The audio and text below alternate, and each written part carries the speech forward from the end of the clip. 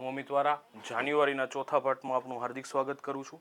આ જાન્યુઆરીનો last topic હશે, પાર્ટ હશે, રાઈટ. તો આપણો આજનો પહેલો ટોપિક છે Bharat steel 2026 to safe future of global steel making. First, India જે નિર્માણ થયું છે, અત્યારે ઇન્ડિયા જે ઊભું છે એના માટે મોસ્ટલી વસ્તુ કામ શું કરે છે? તમને પહેલી પંચવર્ષીય યોજના યાદ છે? ભિલાઈ સ્ટીલ પ્રોજેક્ટ ચાલુ કરવામાં આવ્યો હતો, રાઈટ. ભારત આઝાદ થયું અને પહેલી જ પંચવર્ષીય યોજનામાં ભિલાઈ આપણે સ્ટીલનું ફંક્શન શા માટે શરૂ કરવામાં આવ્યું હતું? કેમ કે આ બધા ભારે ઇન્ડસ્ટ્રી છે. કોઈ પણ દેશને ડેવલપ કરવા માટે અમુક મૂળભૂત વસ્તુઓ જોઈએ, જેમ કે સિમેન્ટ છે, સ્ટીલ છે, ખાતર છે, દવાઓ છે. આના વગર કોઈ દેશ ડેવલપ થાય નહીં. એટલા માટે 2026 સેપ આપવામાં આવ્યું છે ને એમાં ઉપર ભાર દેવામાં આવ્યો છે ખાસ કરીને ગ્રીન સ્ટીલ. તો ગ્રીન સ્ટીલ એટલે શું? એનીવન કોઈને આઈડિયા છે ગ્રીન સ્ટીલ? હા, જો સ્ટીલ જ્યારે બનાવવામાં આવે ને ત્યારે એમાંથી ઉત્સર્જન થાય છે કાર્બનનું, ને કેમ કે એમાં કોલસાનો યુઝ કરવામાં આવે ભઠ્ઠીઓમાં. તો હવે એવી ટેકનોલોજીઓનો વિકાસ કરવામાં આવે જેનાથી છે ને કાર્બનનું ઉત્સર્જન ઓછું થાય, રાઈટ. તો જે સ્ટીલ બને છે, 1 ટન સ્ટીલ બનાવવા માટે ધારો કે XYZ પ્રકારનું આપણે કાર્બનનું ઉત્સર્જન કરતા હતા, એ ઉત્સર્જનને શું કરવામાં આવે? ઘટાડવામાં આવે. ક્વોલિટી ને ક્વોન્ટિટી બે સેમ રાખવામાં આવે, પણ કાર્બનનું અથવા તો ગ્રીન હાઉસ ગેસનું ઉત્સર્જન ઘટાડવામાં આવે. આના દ્વારા નિર્મિત, આવી ટેકનોલોજી દ્વારા નિર્મિત કોઈ સ્ટીલ હોય ને તો એને કેવું કહેવાય? ગ્રીન સ્ટીલ કહેવાય. એક ડેટા છે, યાદ રાખવા જો. ભારત છે ને, ભારત વિશ્વમાં 2nd નંબરનું સ્ટીલ ઉત્પાદક છે. સ્ટીલનું ઉત્પાદન કરતું રાષ્ટ્ર છે.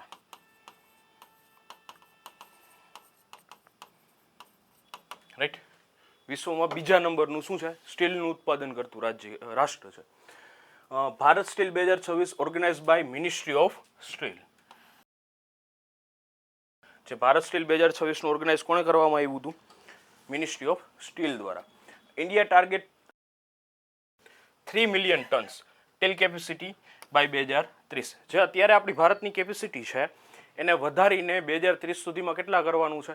300 મિલિયન ટન કરવાનું છે. ને 2047 સુધીમાં એને 500 મિલિયન ટન્સ કરવાનું છે. ઓલું યાદ છે ને? 500 મિલિયન ટન. વિકસિત ભારત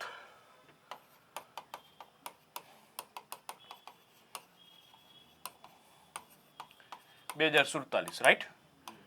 મોસ્ટલી ટાર્ગેટ આપણા 100 વર્ષ પૂરા ક્યારે થાય છે? 2047માં. એટલે હવે આપણે ટાર્ગેટ જે 2030 સુધી ગણતા હતા એને ટપાડીને ક્યાં સુધી કરવાનું છે? 2047 સુધીમાં ભારતને વિશ્વમાં સૌથી વિશ્વગુરુની પદવી હાંસલ કરવાની છે. બધામાં ક્યાં હોવું જોઈએ? ફર્સ્ટ હોવું જોઈએ. Okay. PLA scheme focus on speciality and value added steel. પહેલા તો PLI સ્કીમ શું છે? Product link initiative, right. Product link initiative scheme એટલે શું થાય કે એક પ્રોડક્ટ જે તૈયાર થાય છે કારખાનામાં, રાઈટ, એની પહેલા આવે છે શું? એનું રો મટીરિયલ, કારખાનું અથવા તો કોઈ ફેક્ટરી, અને પછી આવે બજાર. આ પ્રોડક્ટને એવી રીતના લિંક કરવામાં આવે કે આ છે ને ઝડપી કામ કરવા માંડે, રાઈટ. નિમાય ખાસ કરીને સૌથી આપણા મહત્વપૂર્ણના ક્ષેત્રો જેમ કે દવાઓ, મેડિકલ, રાઈટ. પછી એના પછી કોણ આવશે? Steel, cement, okay. પછી એટોમિક એનર્જી રિલેટેડ બધી વસ્તુઓ, ખાતર. આ બધાને શું કરવામાં આવે કે આનું ઉત્પાદન વધી જાય ને સ્પીડી કામ કરવામાં આવે, રાઈટ. તો આના માટે કયું સ્કીમ લોન્ચ કરવામાં આવી છે? PLI. આ કોઈ એક મંત્રાલય નહીં, વિભિન્ન મંત્રાલયોની શું છે? સમૂહની યોજના છે. બીજું, એનાથી ફાયદો શું થશે? નિકાસનું પ્રમાણ વધશે. અત્યારે પહેલી સ્કીમનો શું આધાર છે? આપણે આયાત જે કરીએ છીએ ને, આયાતને શું કરવાનું છે? ઘટાડવાનું. અને આપણી નિકાસ આપણી ઘરમાં, ટૂંકમાં ભારતની અંદર ગૃહ ઉત્પાદન વધારવાનું, કે ભારત પોતાની જરૂરિયાતો ભારતમાં પૂરી કરવી જોઈએ. ઓકે. આવક ને પછી આના પછીનું નેક્સ્ટ ચરણ સ્ટેપ શું હશે? ભારતમાંથી નિકાસ કરવા. રાઈટ. પહેલાં યાદ બંધ કરો, પછી ભારતમાં પોતાની જે જરૂરિયાતો છે એનું વધારો ઉત્પાદન ને પ્લસ પછી શું કરવાનું છે, આયાત કરવા ઉપર ધ્યાન દેવાનું છે. ગ્રીન સ્ટીલ ઇન્વોલ્વ લો એમિશન પ્રોડક્શન ટેકનોલોજી. આ યાદ છે તમને? ઝીરો એમિશન ક્યાં સુધીમાં કરવાનું છે? 2070 સુધીમાં. કાર્બન 2070 આવે ત્યાં સુધીમાં ભારતમાં ઝીરો કાર્બન ઉત્સર્જિત થવો જોઈએ, અથવા તો ઉત્સર્જિત થાય છે તો એની સામે શું થવું જોઈએ? કાર્બન ક્રેડિટ થઈ જવું જોઈએ. જેટલો કાર્બન ઉત્સર્જિત થાય છે એટલો કાર્બનનો શું થવું જોઈએ? સિંક થવું જોઈએ, રાઈટ. એટલે આ ડેટા યાદ રાખવાનો છે. 2070, 2030 ને 2047. ઓકે, આપણે છેલ્લા 3 મહિનાથી જેટલી સ્કીમો કરીએ છીએ એમાં 3 ટાર્ગેટ આપણે જોવા મળે છે. પહેલો કયો છે 2030નો, બીજો 2047 ને ત્રીજો કયો છે 2070. ઓકે, કોઈ doubt? India rank 6 in Asia manufacturing index. વિશ્વનો સૌથી મોટો ખંડ કોન્ટિનેન્ટલ કોણ છે? એશિયા છે. સૌથી વધારે વસ્તી ધરાવતું કોન્ટિનેન્ટલ કયું છે? એશિયા છે, રાઈટ. વિશ્વમાં જીડીપી, ભલે આમ ક્ષેત્રફળની દ્રષ્ટિએ જોવા જઈએ તો જીડીપીનું પ્રમાણ કેવું છે? ઓછું છે, રાઈટ. તો આનું જીડીપી વધારવું જોઈએ, રાઈટ. તો અલગ એશિયામાં છે ને એક રેન્કિંગ સિસ્ટમ બહાર પાડવામાં આવી છે જે એશિયાના 11 કન્ટ્રીને શું કરે છે? ઇન્વોલ્વ કરવામાં આવે છે. એમાં ભારતનો રેન્ક કેટલામો છે? 6th. કયો કેટલામો રેન્ક આવ્યો છે ભારતનો? 6. 11 માંથી ક્યાં આવ્યો છે? 6 રેન્ક ઉપર આવ્યો છે. Okay, Asia manufacturing index assesses manufacturing competitiveness of Asian economy. ભાઈ એશિયનની આ 11 ઇકોનોમી છે એ મેન્યુફેક્ચરિંગમાં કઈ રીતના આગળ છે? જો, China, India, Hong Kong, વિયેટનામ, Malaysia, Singapore અને સાઉથ કોરિયા. આ બધા તમે નામ સાંભળો છો ને, જાપાન, આ બધા દેશોના તમે નામ સાંભળો ને એટલે તમને એવું લાગે કે આ મેન્યુફેક્ચરિંગ હબ છે, રાઈટ. કોઈ પણ ઇલેક્ટ્રિક વસ્તુથી માંડીને કોઈ પણ સાધનના ઇન્જિનના પેરપાર્ટથી માંડીને બધી વસ્તુ આ જેટલા હું કન્ટ્રી બોલ્યો ને એમાંથી એકમાંથી તો આવવાના છે જ, રાઈટ. મેન્યુફેક્ચરિંગ આ એટલા કન્ટ્રી સિવાય એશિયામાં અત્યારે કોઈ કરતું નથી. તો આવી 11 ઇકોનોમીને ભેગી કરીને એનું કોણ મેન્યુફેક્ચરિંગમાં આગળ વધે છે, કોણ પાછળ રહી જાય છે, કેને ઇમ્પ્રૂવ કર્યું છે, કોણે ઘટાડ્યું છે, એની એક રેન્કિંગ બહાર પાડવામાં આવે. એમાં ભારતનો રેન્ક કયો આવ્યો છે? 6th, right. AMI 2026 cover 8 pillar. Total કેટલા ઇન્ડિકેટર છે? 8 ઇન્ડિકેટર છે, જેને આપણે શું કહીએ છીએ? 8 પિલર્સ છે. ને એના સબ 43 સબ પેરામીટર્સ છે. મેન 8 ને 43 કેટલા છે? સબ પેરામીટર છે, right. Malaysia ranked 2nd while India rank 6 in EMI, right. Singapore કેવું છે? 1st છે. Singapore overtook South Korea among developed Asian economy. Developed economy છે એમાં પેલા કોણ હતું? સાઉથ કોરિયા હતું, પણ એને પાછળ રાખીને સિંગાપુર કેવું બની ગયું છે? 1st બની ગયું છે. રેડી? ડન છે? એની ડાઉટ? પેલા છે ને રોલ બોલ એટલે શું, કોઈ આઈડિયા? જો અમુક વખતે છે ને અમુક આવી ગેમ્સ હોય ને એના અમુક પૂછી લે કે એમાં પ્લેયર કેટલા છે, રાઈટ. અમુક વખતે એવું પૂછી લે કે આની ટોટલ કેટલી મિનિટ કામ કરે છે, કેટલી મિનિટનો હાફ પડે છે. એટલે અમુક ખાલી આમ જસ્ટ એક વખત નજર નાખી લેશો ને તો તમને યાદ આવી જશે. રોલ બોલમાં શું થાય? સ્કેટિંગ જોયું છે, રાઈટ. બેસબોલ જોયો છે, રાઈટ. અને ડોજ બોલ. આ 3 વસ્તુનું ભેગું મિક્સર કરવામાં આવે. સ્કેટિંગ બૂટ પહેરવાના, હાથમાં બોલ રાખવાનો, જેને આપણે રબરનો બોલ હોય એને થ્રો કરવાનો, અને એને એન્ટર ક્યાં કરવાનો? સામેવાળી ટીમની ગોલ બોક્સમાં નાખી દેવાનો, રાઈટ. તો આને શું કહેવામાં આવે છે? Role box. આમાં 6 પ્લેયર હોય. કેટલા હોય? ટોટલ 6 પ્લેયર હોય. પછી આનો ટોટલ ટાઈમ 30 મિનિટ હોય. કેટલો? 30 મિનિટ. 15 મિનિટના 2 હાફ હોય, રાઈટ. 15 મિનિટ કન્ટિન્યુ એક ગેમ હાલે, પછી એક બ્રેક આવે ને પાછું 15 મિનિટ કન્ટિન્યુ રહે છે.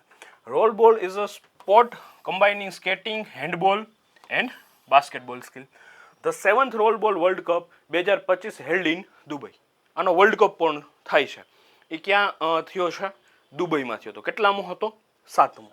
India won the world cup title with decisive performance in knockout match. Knockout મેચમાં ભારતે સારું પરફોર્મન્સ કર્યું છે. Surat is emerging a hub for non traditional sport in India. Traditional sport એટલે કુસ્તી, ખોખો, હોકી, આ બધા કેવા કહેવાય છે? ટ્રેડિશનલ, જેની આયુષ્ય 100 વર્ષથી પહેલાંની છે. અત્યારે ઘણા એવા સ્પોર્ટ આવ્યા છે, જેમ કે આ રોલ બોલ છે, ડોજ બોલ છે. ડોજ બોલ પહેલાં નહોતો, આજથી 50 વર્ષ પહેલાં, રાઈટ.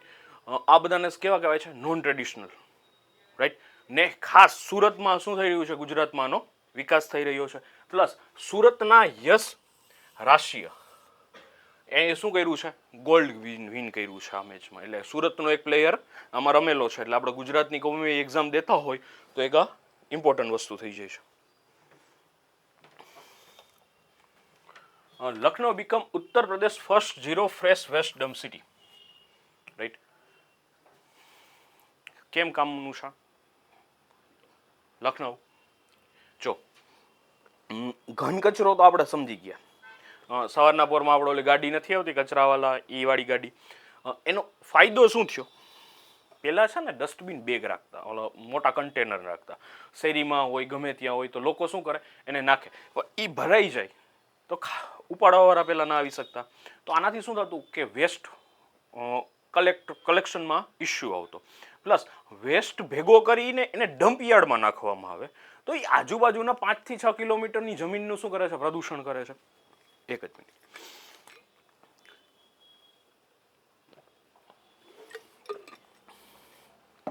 જો આવી રીતનું હોય. આ એક સિટી છે, રાઈટ. આ સિટીમાંથી આખો કચરો ભેગો કરવામાં આવે, રાઈટ. ને અહીંયા એક ડમ્પ યાર્ડ બનાવવામાં આવે, રાઈટ. ડમ્પ યાર્ડમાં શું હોય? અહીંયા બધો કચરો નાખી દે. કાં એને સળગાવવામાં આવે પહેલાં, અત્યારની વાત નથી તો પહેલાં, કાં એને સળગાવે, કાં એને ત્યાં પડ્યું રહેવા દે ને એને શું કરવા દે? ખાતર થવા દે. ઇમ્પોર્ટન્ટ અમુક શું કહેવાય ભંગાર છે તો ભંગારને એમાંથી વીણી લેવામાં આવે. પ્લાસ્ટિકના અમુક વસ્તુ વીણી લેવામાં આવે. બાકી અમુક વસ્તુ જે બિનઉપયોગી છે એને શું કરવું? કર્યું રહેવા દે, ત્યાં પડ્યું રહેવા દે. આનાથી શું થાય? ઉપરથી વરસાદ પડ્યો, આમાં બેટરીઝ હોય, અમુક કેમિકલ હોય, ઘણા પ્રદૂષકો હોય. વરસાદના લીધે એ શું થાય? રિસાવ થાય. રિસાવ થાય એટલે જળ પ્રદૂષણ થયું, જમીન પ્રદૂષણ થયું, અને જો સળગાવવામાં આવે તો વાયુ પ્રદૂષણ થાય, રાઈટ. તો હકીકતે આનો ટેમ્પરરી ઇલાજ કર્યો હતો કચરાનો. ને પ્લસ આજુબાજુમાં જ્યાં કચરો સડતો હોય એની આજુબાજુમાં રહેવું અઘરું પડતું તમારે, ઓકે. તો આના ઇસ્યુ આવતો. તો હવે આનું શું કરવામાં આવ્યું છે? કચરો ભેગો કરવાથી તમે રાજા નથી થઈ જતા, કચરાનો વ્યવસ્થિત રીતે પ્રબંધન કરવું પડે, ઓકે. ને અત્યારે આપણે કહીએ છીએ ગ્રીન બોક્સ, ગ્રીન બેગ હોય, અથવા તો ગ્રીન ડસ્ટબિન બેગ હોય, અથવા તો બીજું કલરનું બ્લુ હોય. તો એમાં શું કહેવામાં આવે છે? કાચ અહીંયા નાખો, મેડિકલ વેસ્ટ આમાં નાખો, ઘરનો જે સૂકો અને લીલો કચરો આમાં નાખો. એનાથી શું થાય કે વાં જઈને શું કરવું ના પડે? છાટણી ના કરવી પડે. જે થાય અહીંયા જ થઈ જાય. ત્યાં જઈને સીધો એ ઢગલો ત્યાં ઠલવાઈ જાય. પ્લસ ત્યાં શું કરવામાં આવે? એના ઉપર અલગ અલગ મશીનો દ્વારા પ્રોસેસ કરવામાં આવે. અમુકને રિસાયકલ થતું એને રિસાયકલ કરી નાખવામાં આવે, ઓકે. ને જે વસ્તુ રિસાયકલ ના થાય એનું શું કરવામાં આવે છે? પ્રબંધન કરવામાં આવે કે ભાઈ આને વિનિષ્ટ કરી નાખીએ. વિનિષ્ટ એવી રીતના કરવામાં આવે કે અમુક પ્લાસ્ટિક છે એને ઉપાડીને કેમાં યુઝ કરી નાખવામાં આવે? રસ્તા બનાવવામાં કામ કરી નાખવામાં આવે. તો આનું શું થાય છે કે ભાઈ 100% કચરો હતો એનું મિનિમમ તમે કેટલા ટકા કામ પાછું રિસાયકલમાં અથવા બીજી જગ્યાએ કામ કર્યું? 60 કે 70%. તો હવે પહેલાં જ્યાં 100% કચરો એમને પડ્યો રહેતો હતો એની જગ્યાએ તમારી પાસે હવે ખાલી 30% કે 40% કચરો પડ્યો રહે છે. તો ફાયદો થાય ને, ઇનડાયરેક્ટલી ઘણો ફાયદો થાય, રાઈટ.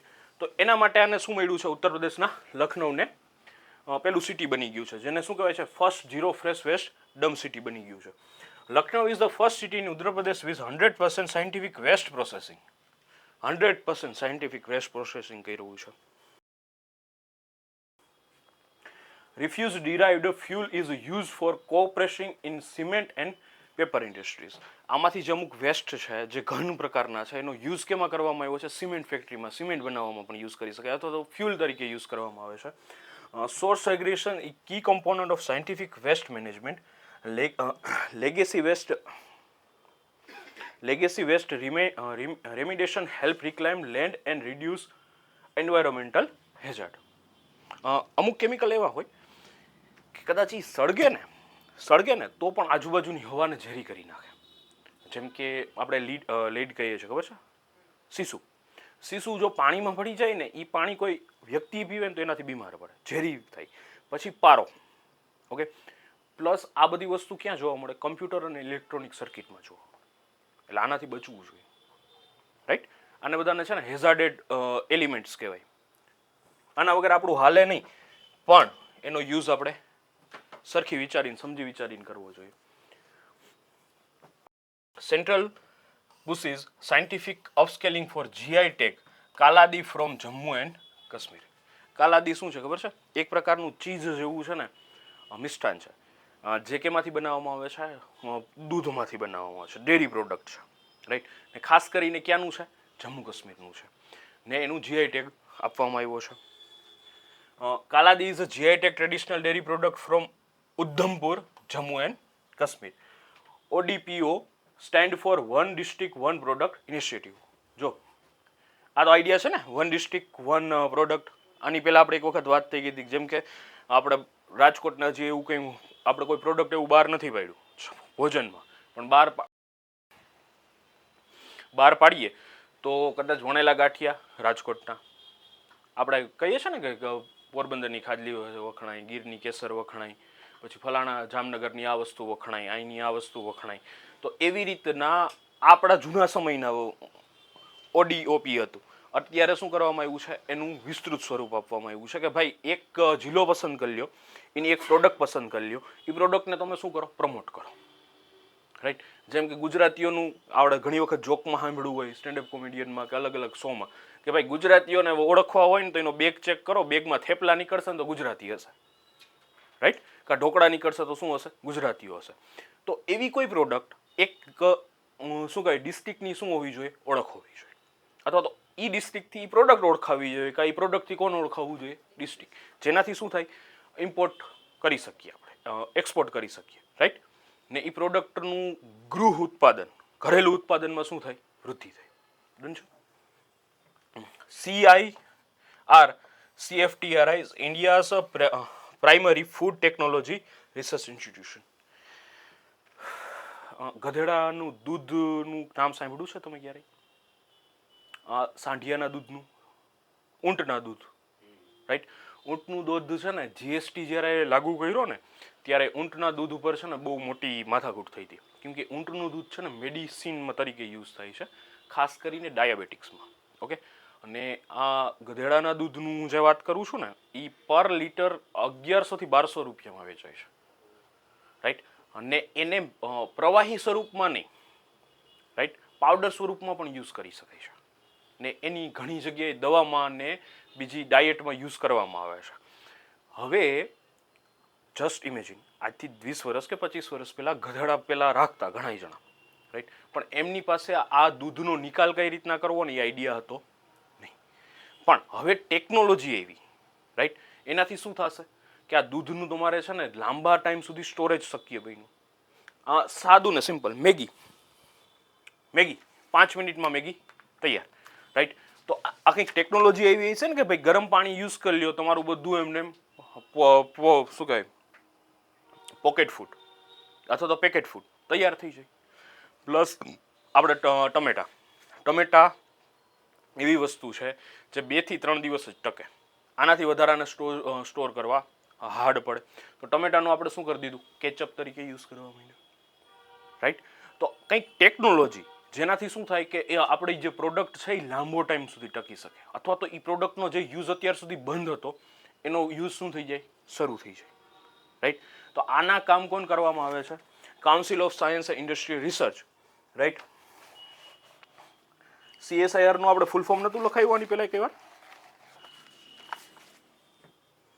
લખી નાખો full form.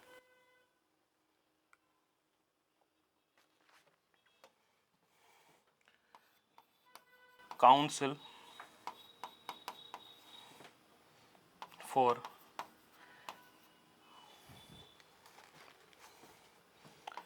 Scientific industrial research.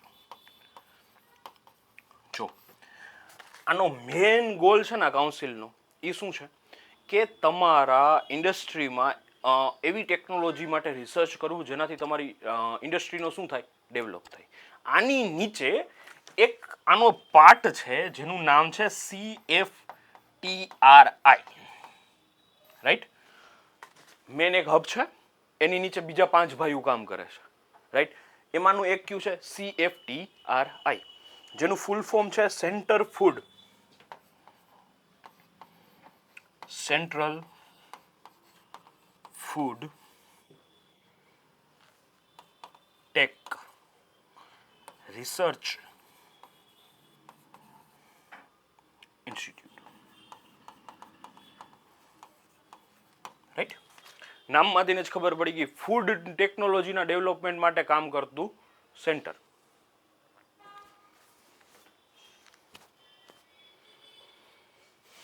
Done છે. જીઆઈ ટેગ આની પહેલા ઘણી વખત વાત કરી છે, એમાંનું એક છે GI tag help protect traditional product and boost local livelihood.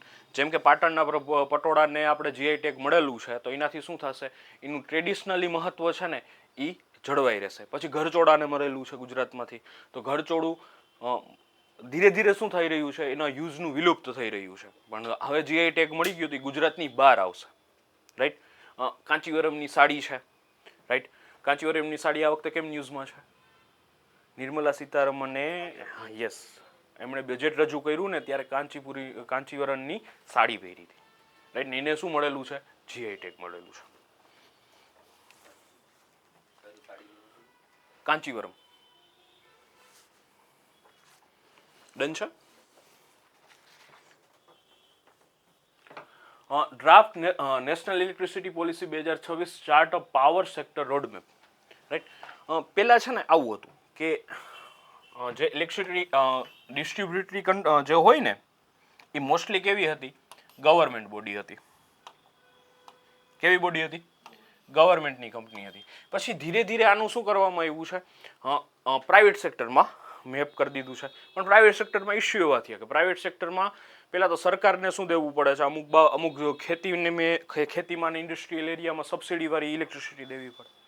તો એનાથી સૌથી વધારે લોસ કેને જતો હતો, પ્રાઇવેટ સેક્ટરને જતો હતો. તો પ્રાઇવેટ સેક્ટરમાં હાથ નાખવામાં લોકો ડરતા હતા. જેમ કે ડિજિટલ મીટર આવ્યું તો ઘણા આંદોલન કરવામાં આવ્યું હતું ને. ડિજિટલ મીટર પહેલાં આપણે પેમેન્ટ કરવાનું, એનું રિચાર્જ કરવાનું, પછી તમે ઇલેક્ટ્રિસિટી યુઝ કરી શકો, આવી રીતના સ્કીમ આવી હતી, રાઈટ. તો આનો વિરોધ થયો. શા માટે વિરોધ થયો? એવું માનવામાં આવ્યું કે આનાથી કંપનીઓને શું થશે, પહેલાં કલેક્શન કરી લેશે, રાઈટ. તો ઇસ્યુ ઊભા થયા. પ્લસ બીજું શું થતું કે એવા મીટર હશે તો એનાથી 100% સિક્યોર રીતના એ કામ કરે છે કે નહીં, એનો ઇસ્યુ ઊભો થયો, રાઈટ. તો આનાથી મોસ્ટલી ઇસ્યુ એ જ આવે છે. ક્લાયન્ટ તરફથી એવું વિચારવામાં આવે છે કે પ્રાઇવેટ સેક્ટરના હાથમાં ઇલેક્ટ્રિસિટી બોર્ડ હશે ને તો નુકસાન કેનું થશે, ક્લાયન્ટનું થશે. ને પ્રાઇવેટ સેક્ટરવાળાનું એવું થાય કે સરકાર તમે જે સબસિડી આપો છો ને એ સબસિડી આપો છો એનાથી લોસ કેનો જાય છે, અમારો જાય છે, પ્રાઇવેટ સેક્ટરનો. તો આના માટે પહેલાં 2006માં નેશનલ ઇલેક્ટ્રિસિટી પોલિસી આવી હતી ને હવે 2025માં નવી બનાવવામાં આવી છે. જોઈએ આપણે શું કહે છે. National electricity policy is issue under the electricity act 2003. Draft NEP 2026 replace the national electricity policy 2005. જ્યાં હું 2003 બોલ્યો હતો એ મારી ભૂલ હતી, 2005 હતું, રાઈટ. 2003માં ઇલેક્ટ્રિસિટી એક્ટ આવ્યો હતો, એના ઉપરથી 2005માં શું બનાવવામાં આવ્યું હતું, પહેલી ઇલેક્ટ્રિસિટી પોલિસી બનાવવામાં આવી હતી. ને અત્યારે 2026માં નવી ઇલેક્ટ્રિસિટી પોલિસી બનાવવામાં આવી છે, right. India target net zero ambition by 2070. AT&C loss refer to aggregator technical and commercial loss. Aggregator technical એટલે શું થાય? એગ્રીગેટર યાદ કરો, આની પહેલાં મેં વાત કરી હતી. એગ્રીગેટર એટલે એવું પ્લેટફોર્મ જેના દ્વારા શું કરવામાં આવે છે, સેવાઓ પ્રબંધન કરવામાં આવે છે, રાઈટ. તો અહીંયા શું છે, એગ્રીગેટર ટેકનિકલ, રાઈટ. આ ઇલેક્ટ્રિસિટી જે આપે છે આપણે અહીંયા સમજી લો PGVCLનું આવતું હોય તો એ વચ્ચેવાળો વ્યક્તિને શું કહેવાય, એગ્રીગેટર ટેકનિકલ. અને કોમર્શિયલ લોસીસ જે એનો યુઝ કરવામાં આવે છે અને એના લીધે શું થાય છે, નુકસાન થાય છે. એના માટે એક શબ્દ યુઝ કરવામાં આવે છે AT&C.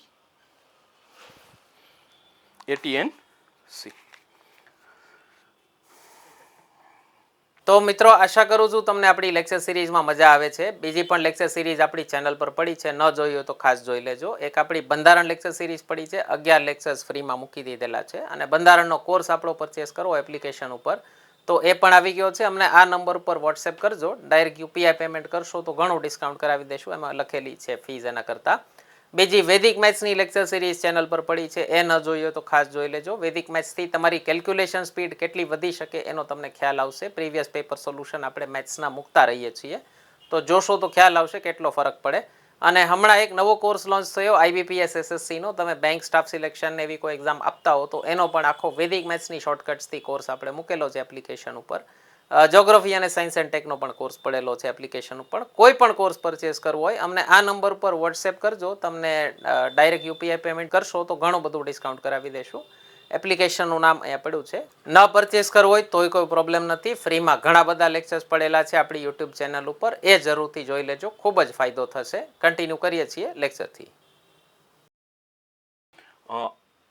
જે નેશનલ ઇલેક્ટ્રિક પોલિસી છે 2026ની, એણે એવો એક ટાર્ગેટ રાખ્યો છે કે 2047 સુધીમાં 100 ગીગાવોલ્ટ ન્યુક્લિયર કેપેસિટી બિલ્ડઅપ કરવી, ઇલેક્ટ્રિસિટી દ્વારા ઇલેક્ટ્રિસિટી જનરેટ કરવાની, રાઈટ. એનાથી એક ટાર્ગેટ તો ઓછો થઈ જશે.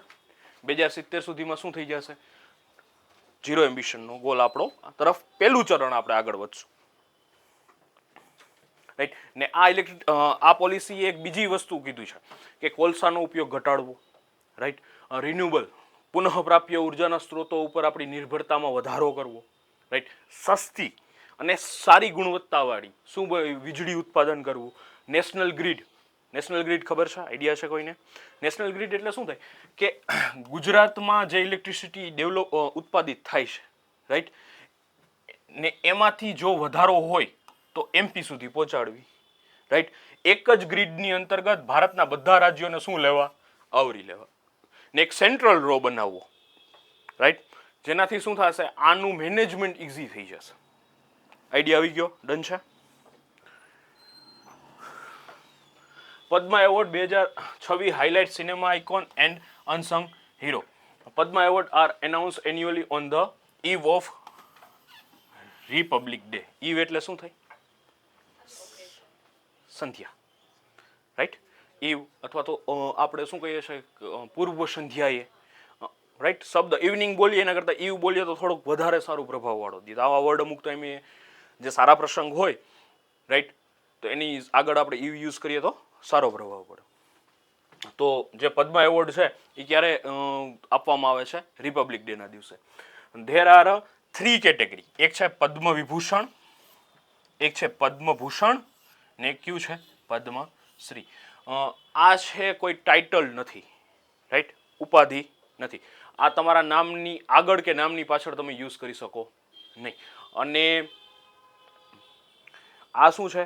તમે જે વ્યક્તિએ સમાજ માટે કામ કર્યું છે એને સન્માનિત કરવા માટેનો એવોર્ડ છે, પુરસ્કાર છે, નહીં કે ઉપાધિ. આ હું નથી કહેતો, સુપ્રીમ કોર્ટે કીધું છે, યાદ રાખવાનું છે. Padma Vibhushan is India second highest civil award. આ કેને આપવામાં આવે છે? સિવિલિયનને આપવામાં આવે છે, રાઈટ. પદ્મ વિભૂષણ ને Padma Bhushan. ડ્યુકેસ R counted as a one award in the official Padma Tally. બે, મને કદાચ પદ્મ વિભૂષણ ને પદ્મભૂષણ મળતા હોય તો આને એક જ ગણવામાં આવે. ક્યાં? ગણતરીમાં. થોડાક ડેટા છે, લખી લ્યો.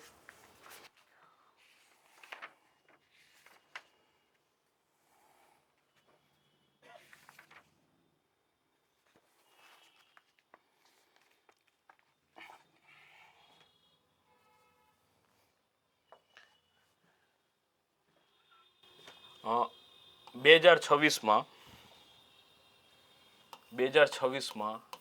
ટોટલ 131, કેટલા? 131 પદ્મ એવોર્ડ આપવામાં આવ્યા. કોણ આપે છે તો આઈડિયા છે ને? પ્રેસિડેન્ટ દ્વારા આપવામાં આવે, બાય પ્રેસિડેન્ટ, રાઈટ. એમાંથી પદ્મ વિભૂષણ છે 13, રાઈટ, ને પદ્મભૂષણ પણ કેટલા છે? 13. અને પદ્મશ્રી છે 113. આગળ મેં તમને કીધું ને કે ભાઈ બે વ્યક્તિને સમાન એવોર્ડ આપવામાં આવે તો એને ગણવા પદ્મવિભૂષણ 13, પદ્મભૂષણ કેટલા છે 13, અને પદ્મશ્રી કેટલા છે 113. આમાં મેં આગળ કીધું ને કે એક જ વ્યક્તિને બે એવોર્ડ આપવામાં આવે તો એને ગણતરી કેવી કરવામાં આવે છે? એકની ગણતરી કરવામાં આવે છે. એમાં અલકા યાજ્ઞિકને આપવામાં આવ્યો છે, સિંગર છે એમને. પછી આપણા આર માધવનને આપવામાં આવ્યો છે, પદ્મશ્રી આપવામાં આવ્યો છે. ઝારખંડના ચીફ મિનિસ્ટર સુબેન સોરને આપવામાં આવ્યો છે. કેરેલાના ચીફ મિનિસ્ટર વીએસ અચ્યુતાનંદને આપવામાં આવ્યો છે.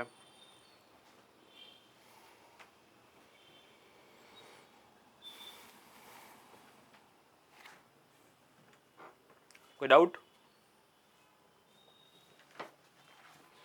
National water day 2026 highlight citizen centric Electral. એક જ મિનિટ. હા આ રહી ગયું, તમને ક્યાં ખપાઈ ગયું? Indian air force astronaut Shubhanshu Shukla અવોર્ડેડ Ashok ચક્ર. પેલા છે ને આર્મી વાળાઓને અથવા તો કોઈ સૈનિકનો છે ને પેલા તો અશોક ચક્ર કેને પુરસ્કાર કરવામાં આવે? જે આર્મી અથવા તો ડિફેન્સ રિલેટેડ પર્સન હોય એને. બટ આને આપવામાં આવ્યો છે ખાસ કરીને એસ્ટ્રોનોટ માટે. રાઈટ. આ કોણ છે? શુભાંશુ શુક્લા, એક એસ્ટ્રોનોટ છે. રાઈટ. એણે ભાગ લીધો છે. જો અહીંયા Ashoka Chakra is India's highest peace time gallantry award. Right. શાંતિના સમયમાં કોઈ વ્યક્તિએ ડિફેન્સવાળાએ કોઈ અદ્ભુત સાહસનું પ્રતિપાદન કર્યું હોય એને આપવામાં આવે છે. AK-4 is a private astronaut mission operated by Exome Space. Right. આમાં ભાઈ કોણ હતા આપણા? શુભન શુક્લા. ને એમણે શું કર્યું હતું? The ISS international space station operate in a low orbit at the 400 kilometre latitude. ને અહીંયા આ ભાઈએ શું આપેલી હતી? પોતાની સેવા આપી હતી. એના માટે ડેઝિગ્નેટ કરવામાં આવ્યા છે એમને શું? અશોક ચક્રથી. Rakesh Sharma was the first India in space in 1984. Rakesh શર્માને યાદ છે? 1984માં ગયા હતા એ. રાઈટ. કેની મદદથી ગયા હતા? રશિયા. ઓકે. 84 નથી, 74 છે અહીંયા. ઇન્દિરા ગાંધી જીવતા હતા ત્યારે. પેલો પ્રશ્ન પૂછ્યો તો ઇન્દિરા ગાંધીએ કે ભારત કેવો દેખાય છે? તો રાકેશ શર્માએ કીધું હતું સારે જહાં સે અચ્છા હિન્દુસ્તાન હમારા. ડન. જો આ એસ્ટ્રોનોટને આપવામાં આવ્યો છે એનાથી એક વસ્તુ થાય છે. અત્યાર સુધી ભારતમાં ડિફેન્સ અલગ હતું ને સ્પેસ અલગ હતું. રાઈટ. પણ હવે ભારતનો અપ્રોચ કેવો થઈ ગયો છે? ડિફેન્સ ને સ્પેસ બે એક. કેમ કે અત્યારના સમયમાં તમે ટેકનોલોજી એટલી ડેવલપ થઈ ગઈ છે કે તમારા સેટેલાઇટ સુધીને પાડી નાખવાના કે અથવા તો નષ્ટ કરવાની ટેકનોલોજી ડેવલપ કરવામાં આવી છે. ઓકે. ને અત્યારે તમારા સેટેલાઇટ જો નષ્ટ થઈ જાય તો તમારા ઘણી બાબતોમાં તમે કેમાં વહી જાઓ છો? બ્લેકઆઉટમાં વહી જાઓ છો. રાઈટ. જેમ કે કમ્યુનિકેશનનો કોઈ સેટેલાઇટને ડિસ્ટ્રોય કરી દેવામાં આવે તો શું થશે? તમારું કમ્યુનિકેશન બંધ થઈ જશે. રાઈટ. ઇન્ટરનેટ અથવા તો કોઈ સારો એવા ડેટાનું હોય એને બંધ કરી દેવામાં આવે તો તમે એ બાબતમાં બ્લેકઆઉટ થઈ જાઓ.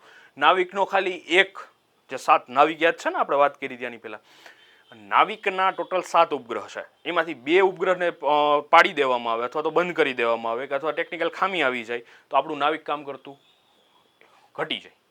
રાઈટ. એની એક્યુરેસી કેવી થઈ જાય? લો થઈ જાય. તો ભારત માટે તો નુકસાનની જ વાત છે. તો અત્યારે ભારત કેના ઉપર અપ્રોચ કરી રહ્યું છે? Defence plus space. હવે જે ટેકનોલોજી હવે જે ડેવલપ થશે ને એ ડિફેન્સ પ્લસ સ્પેસને રિલેટેડ જ હશે. રાઈટ. નેશનલ વોટર ડે ક્યારે આવે છે? જાન્યુઆરી 25 જાન્યુઆરી. રાઈટ. 25 જાન્યુઆરીને આપણે શું કહીએ છીએ? National water day. શા માટે? ઇલેક્શન કમિશન નું શું છે? સ્થાપના દિવસ છે. ઇલેક્શન કમિશનનો શું છે? સ્થાપના દિવસ છે. રાઈટ. જોઈએ. The election commission of India was established on January 5th 1950 under the article 324. એટલે આ કેવી છે? સંવિધાનિક સંસ્થા છે. પેલું શું છે? સાંવિધાનિક સંસ્થા છે. સંવિધાનિક સંસ્થા છે, કોન્સ્ટિટ્યુશનલ બોડી છે.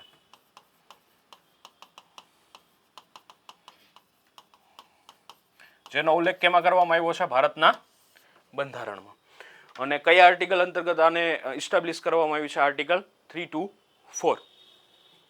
National water day has been celebrate since 2011 on election commission's foundation day. પહેલા શું હતું? ઇલેક્શન કમિશન ફાઉન્ડેશન ડે તરીકે તમે સેલિબ્રેટ કરતા હતા. એને 2011માં શું કરી નાખવામાં આવ્યું છે? નેશનલ વોટર ડે તરીકે રિપ્લેસ કરી નાખવામાં આવ્યું છે. EPIC stand four Electral photo identity card and supported water identification. જો મૂળ જ્યારે ભારત આઝાદ થયું 1951માં ભારતની પહેલી ચૂંટણી, રાઈટ, 1950માં ઇલેક્શન કમિશન ઓફ ઇન્ડિયાની સ્થાપના થઈ ગઈ. આખી દુનિયા છે ને ભારત ઉપર હસી રહી હતી કે ભારત જેનો લિટરસી રેટ બહુ લો છે એ દેશમાં મત અથવા તો ચૂંટણી કઈ રીતના કરવી. ત્યારે વર્લ્ડમાં પહેલી વખત ઇલેક્શન કમિશન, ભારતના ઇલેક્શન કમિશને ચિહ્નોવાળી મતદાન પદ્ધતિની શરૂઆત કરી, રાઈટ. ને એ જ ભારતનું ઇલેક્શન કમિશન અત્યારે ખાલી ભારત નહીં, વિશ્વની ઘણી સંસ્થાઓથી માંડીને ઘણા દેશોની ચૂંટણીમાં શું કરે છે? રોલ નિભાવી રહ્યો છે, કન્ડક્ટ કરવામાં, રાઈટ. ને એક સશક્ત ઇલેક્શન કમિશન ત્યારે જ કહેવાશે જ્યારે એ દેશ, જો સશક્ત ઇલેક્શન કમિશન નહીં હોય તો એ દેશમાં શું નહીં રહીએ? ડેમોક્રેસી નહીં રહીએ.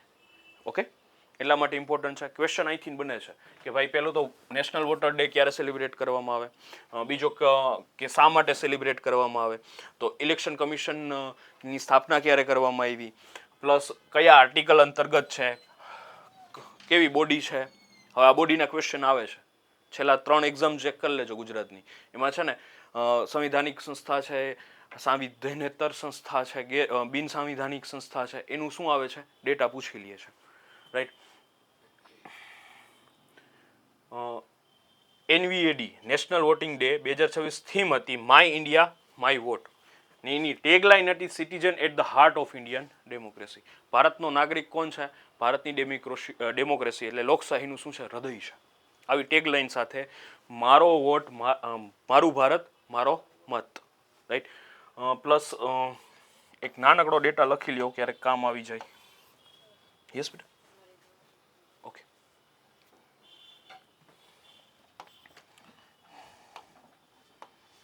Election commission of India, right, કેની ચૂંટણીમાં ભાગ લે છે? એનીવન?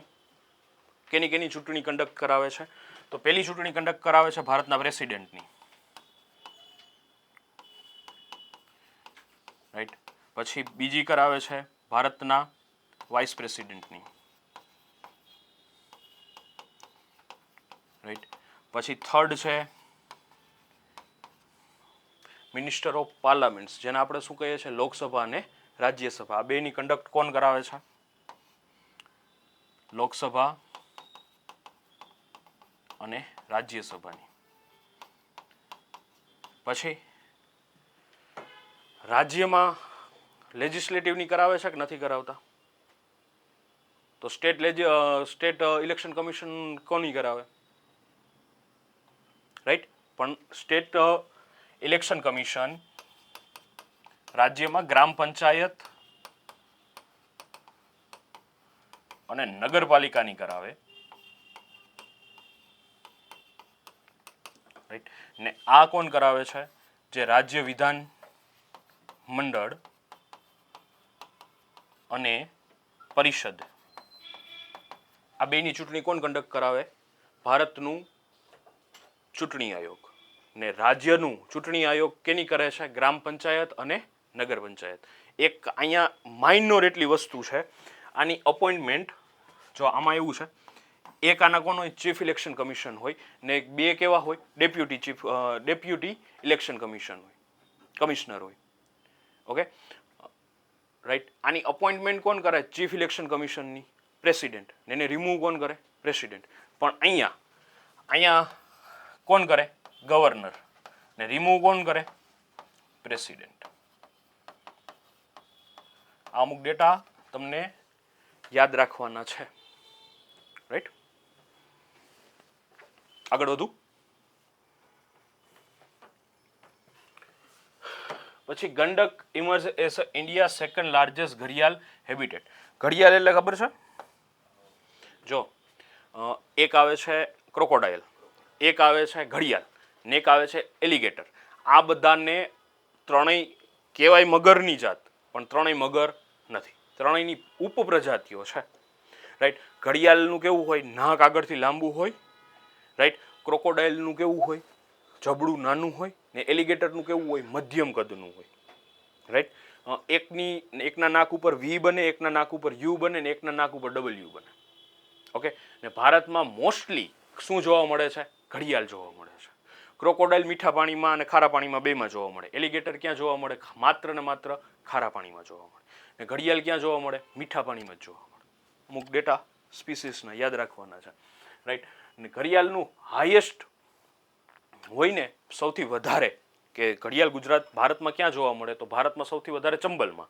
ને હવે બીજું કોણ બની ગયું છે? ગંડક રિવર. પેલી કઈ હતી? ચંબલ. હવે બીજી કઈ બની ગઈ છે? ગંડક. ઘડિયાળ કેવું છે? ક્રિટિકલ ઇન્ડેન્જર ઓન IUCNની લિસ્ટમાં છે. રાઈટ. Valmiki tiger reserve. શું બેટા? ફર્સ્ટ નંબર ઉપર ચંબલ, સેકન્ડ નંબર ઉપર હવે બની ગયું છે ગંડક. ઓકે. જો અહીંયા છે Gandak river is now the second largest ઘડિયાળ હેબિટેટ આફ્ટર ધ ચંબલ. એટલે ચંબલ પેલું હોય ને બીજું કોણ હોય? Gandak. Valmiki tiger reserve lies in a west Champaran district of Bihar. કેમ કે ગંડક નદી ક્યાંથી પસાર થાય છે? વાલ્મીકી ટાઈગર રિઝર્વની બાજુમાંથી પસાર થાય છે. એટલા માટે આ ડેટા અહીંયા જ લીધો છે. આપણે ખબર છે ઘણી વખત આની પહેલાં હું જ્યારે તમને અમુક ટાઈગર રિઝર્વને કરાવતો હતો ને તો અમુક નદીઓના નામ પણ લખાવી દેતો હતો. કેમ કે એવું ક્વેશ્ચન પૂછી લે તો અત્યારે આપણે ભણી લીધું હોય તો કોઈ ઇશ્યુ આવે નહીં. ઇન્ડિયાઝ ફર્સ્ટ ઘડિયાળ captive breeding programme began in 1975. કોઈ પણ આપણા પ્રોજેક્ટ એલિફન્ટથી માંડીને પ્રોજેક્ટ ટાઈગરથી માંડીને પ્રોજેક્ટ લાયન ને આ બધા જે છે ને 1973ની આજુબાજુ જ શરૂઆત થઈ છે. યાદ રાખવાનું છે. ને પેલું ઘડિયાળ માટે ક્યારે કરવામાં આવ્યું હતું? 1975. ડન છે.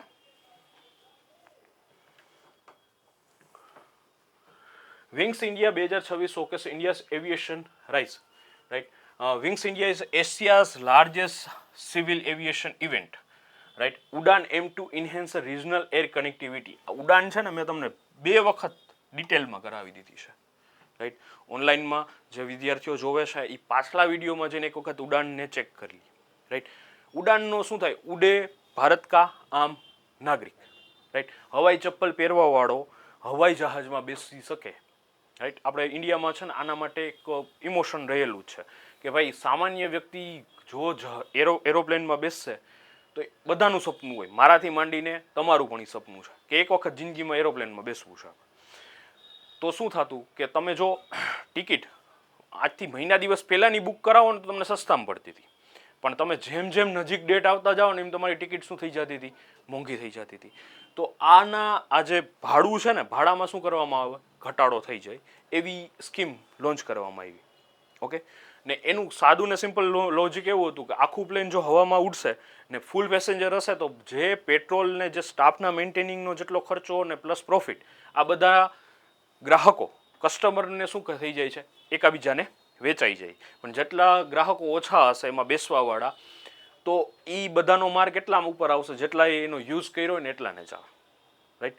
તો આ રિજનલ કનેક્ટિવિટી વધારવા માટે, રિજનલ કનેક્ટિવિટી મીન્સ અહીંથી મારે મુંબઈથી મારે સમજો દિલ્હી ખાસ કરીને મારે જવું છે મુંબઈ, તો પહેલાં મારે મુંબઈ જવું હોય ને તો મારે પહેલાં અમદાવાદ જવું પડતું. રાઈટ. પછી ત્યાંથી હું પ્લેન પકડીને જઈ શકતો. હવે એવું શું થઈ ગયું કે પોરબંદરથી તમે અમદાવાદ વહી જાઓ પ્લેનમાં ને અમદાવાદથી પાછા ક્યાં વહી જાઓ? મુંબઈ. અથવા રાજકોટથી સીધું મુંબઈના પ્લેન શરૂ થવા જોઈએ ને કાં શરૂ થયું હોય તો આનાથી શું થશે? લોકો પ્લેનનો યુઝ વધારે કરશે. ઓકે. ધારી લ્યો કે મારે અમદાવાદ જવું છે, આપણે પોરબંદર રાજકોટ હાઈવે ઉપર અત્યારે કામ ચાલુ છે, કમસે કમ 6 કલાકનો ટ્રાફિક, આવવું હોય તો 6 કલાક લાગે, મારું ઇમ્પોર્ટન્ટ કામ છે અમદાવાદનું. રાઈટ. તો હું પ્લેન અવેલેબલ હોય તો હું 5,000 રૂપિયા જાતા કરી દઉં, હું પ્લેનનો યુઝ કરી લઉં. પૈસા સામું ના જોવાનો હોય, અમુક વખતે શું જરૂરી હોય? તમારું કામ થવું. તો આનાથી શું થશે? જો આવા પ્લેન હોય તો લોકોનું શું થશે? રિજનલ કનેક્ટિવિટી વધી જશે. રાઈટ. તો એનાથી હાઈવે અને ટ્રેન ઉપર શું થશે? માર ઓછો પડવા માંડશે. ઓકે. ડન છે. તો ઉડાન એક વખત જોઈ લેજો પાછળના video. MRO stand for the maintenance repair and overhaul, right. આમાં MRO ઘટાડવાનું, MRO આપણે મેં આગળ તમને કીધું ને એ જ થાય છે. Sustainable aviation fuel is a key to reducing aviation emission. એવું ફ્યુલ જે શું કરે, ઓછું એમિશન કરે, જે પર્યાવરણ માટે હાનિકારક હોય, એવું સ્પેશિયલ ફ્યુલ બનાવવામાં આવે, જેનાથી શું થશે કે આપણા જે એન્વાયરમેન્ટમાં પ્રદૂષણ થાય છે એ શું થાય, ઘટી છે. ડન છે. કેમ કે મોટા પ્રમાણમાં આમાં શું ફ્યુલનો યુઝ થતો હોય.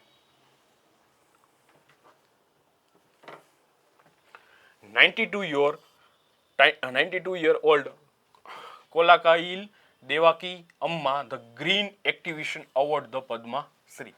કોણ છે જોઈ લ્યો. કેમ કે મોસ્ટલી છે ને આવા નામ આપણે જેને બોલવામાં આપણા જીભના લોથા ચડતા હોય એવા નામ તમને યાદ હોય નહીં.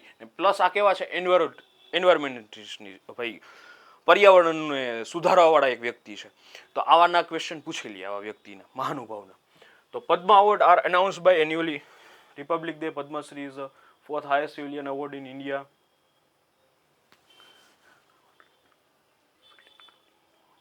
ઓકે, આ તો વાત થઈ ગઈ છે આપણી યારે. આપણા માટે કામ શું છે, એક આ 92 વર્ષના દેવકી અમ્માને શું મળ્યો છે, પદ્મશ્રી એવોર્ડ મળ્યો છે.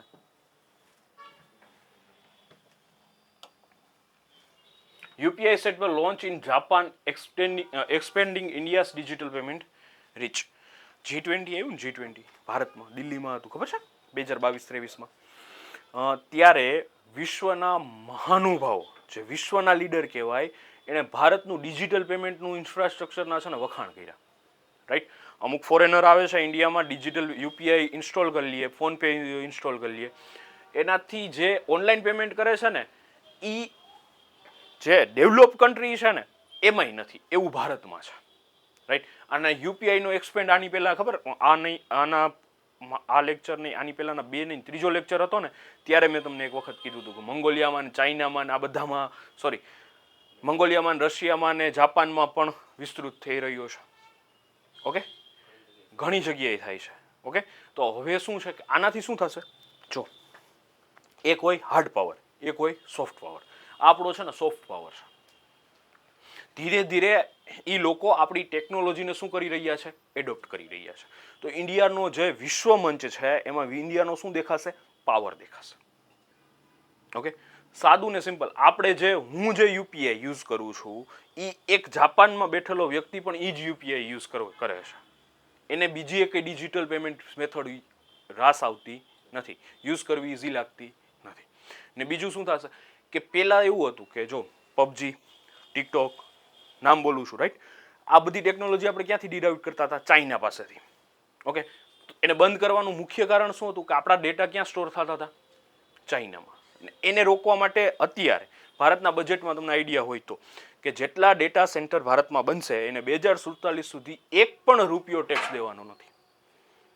ઓકે, તો આનાથી શું થશે, અત્યારે ભલે ભારતમાં આવી જાય, રાઈટ, આનાથી ભારતમાં ડેવલપિંગ તરફ આગળ જશે ભારત. આની પહેલાના લેક્ચરમાં આપણે કીધું હતું, પહેલાં આપણે નિમ્ન આવકવાળા વર્ગવાળા દેશોમાં હતા, હવે કેમાં આવી ગયા છે, આપણે ઉચ્ચ આવકવાળા, right.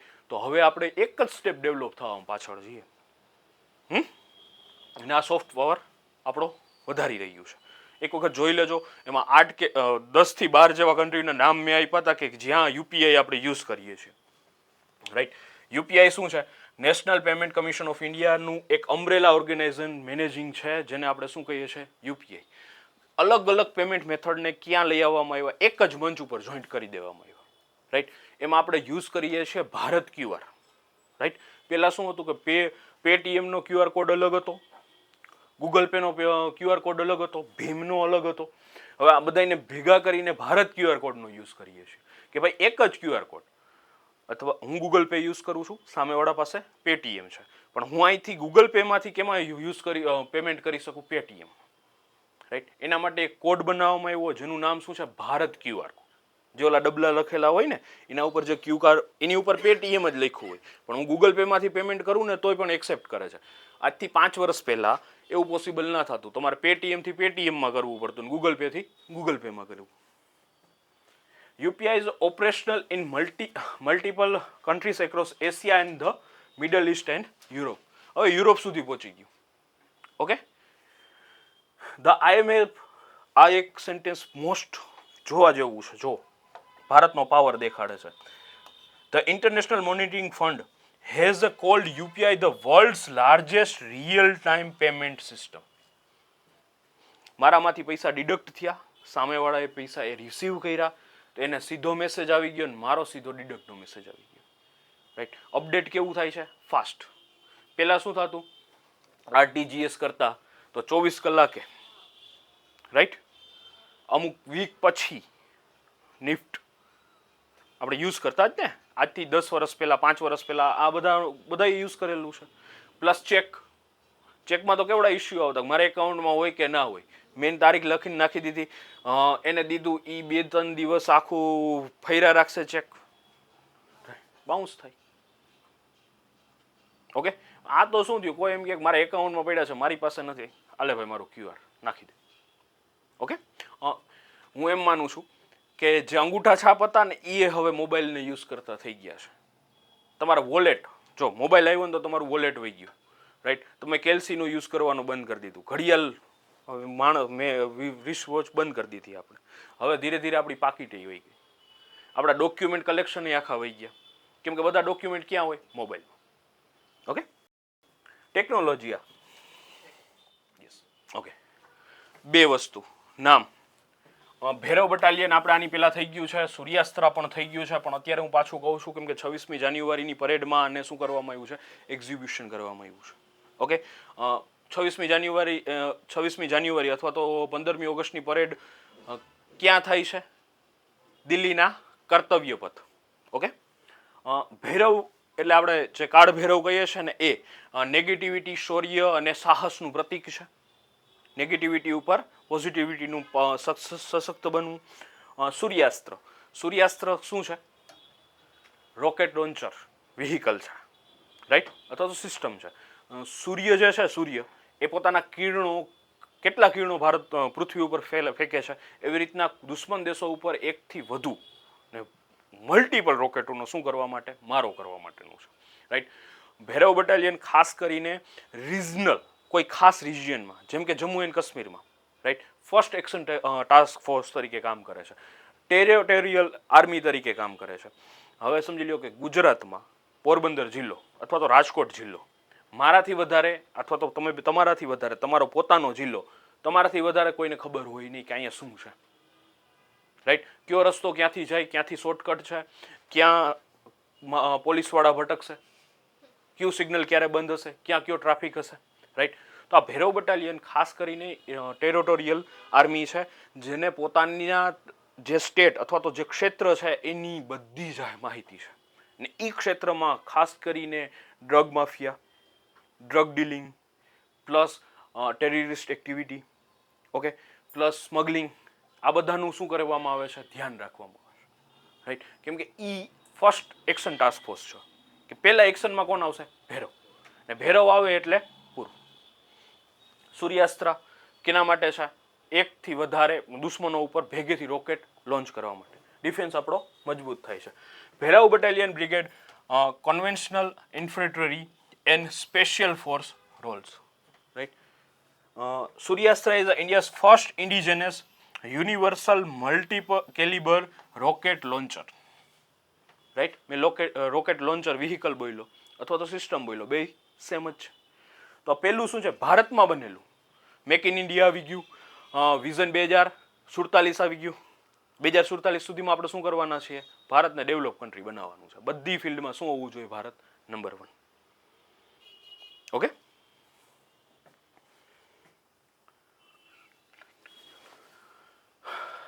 Faced battle array formation replicate real operational movement. જે આર્મીની પરેડમાં એ બધા એક સાથે કદમ તાલ કરે છે ને, એ શું દર્શાવવામાં આવે છે કે રિયલ ટાઈમ કોઈ ઓપરેશનલ હોય તો એમાં બધાની યુનિટી દેખાડવા માટેનું ઓપરેશન આ પરેડ હતી. 61 cavalry appeared in combat gear, breaking ceremonial traditional. અત્યાર સુધીમાં જેટલા ટ્રેડિશનલમાં હતા તો એમાં શું મોડર્ન ટેકનોલોજીનો જે આર્મરી હોય ને એનો યુઝ કેવો કરવામાં આવતો, ઓછો કરવામાં આવતો. પણ આ વખતે પહેલી વખત એવું બનાવવામાં આવ્યું કે આ બધાએ પોતાના બધા હથિયારોને સજ્જ થઈને શું કરી દીધી, પરેડ કરી દીધી, રાઈટ. ને હા, ભૈરવ બટાલિયનમાં ખાસ શું છે, એમને અત્યારે જો કોઈ સોલ્જર હોય ને, સોલ્જરને એક તો ટ્રેનિંગ હાર્ડ જોઈએ, રાઈટ. ટ્રેનિંગ હાર્ડ હોય તો એનાથી લડવાની ક્ષમતા એનામાં વધી જાય.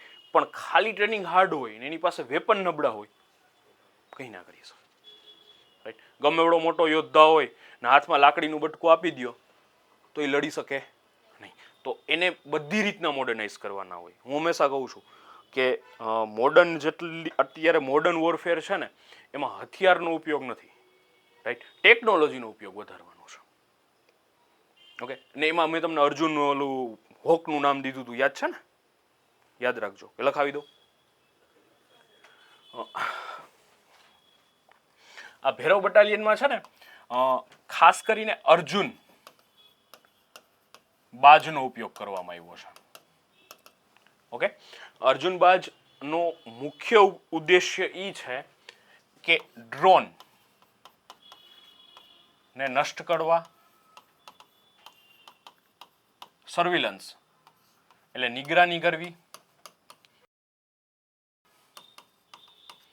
રાઈટ. ને એને કેની આરે ઇન્ટ્રોડ્યુસ કરવામાં આવ્યું છે, ભૈરવ બટાલિયન આરે ઇન્ટ્રોડ્યુસ કરવામાં આવ્યું છે, રાઈટ. કેમ કે ડ્રોન અત્યારે અહીં બહાર નીકળો ને તમારી માથે ડ્રોન નીકળે તો તમારી નજર જાય, પણ બાજની અંદર કેમેરો તમે ફિટ કરીને તમારી ઉપરથી ફેરવે તો તમે નોટિસ જ ના કરો, કેમ કે બટન કેમેરા હોય, હાઈ રિઝોલ્યુશન કેમેરાનો યુઝ કરે છે એ બધા. International data privacy day highlight the digital trust imperative. International data privacy day observed on 28th January. આ સમયમાં data is a key, right. મને તમે ઓળખતા નથી, રાઈટ, પણ મારો મોબાઈલ તમારા હાથમાં આવી જાય ને એટલે તમે મારી A to Z માહિતી તમારી પાસે આવી છે. ઓકે. તો આ સમયમાં ડેટાની પ્રાઇવેસી કેવી છે, અત્યંત આવશ્યક છે.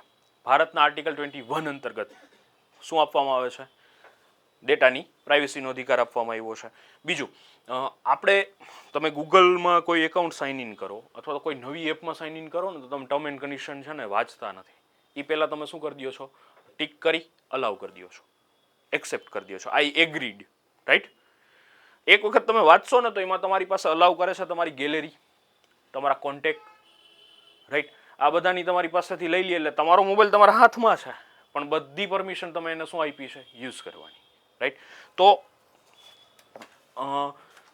ખાસ કરીને convention 108 is the world's first binding data protection treaty. કેનું છે, યુરોપનું છે. ક્યાંનું છે, યુરોપ. પહેલી વખત છે ને યુરોપ વાળાએ છે ને ડેટા પ્રાઇવેસી ઉપર પગલાં ભર્યા હતા, રાઈટ. કેમ કે યુરોપમાં મોસ્ટલી બધી કંપનીઓ ગૂગલથી માંડીને ફેસબુક, મેટાવર્સ આ બધી ક્યાં આવેલી હતી, યુરોપમાં બહુ સક્રિય હતી. કેમ કે ભારતમાં ડિજિટલાઇઝેશન બહુ લેટ આવ્યું, એની પહેલાં ક્યાં આવી ગયું હતું, યુરોપ અને અમેરિકામાં.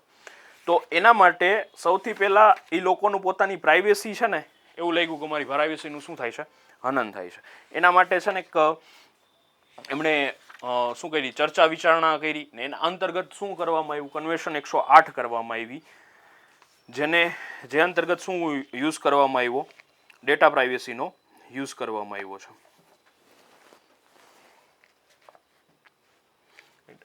કાઉન્સિલ ઓફ યુરોપ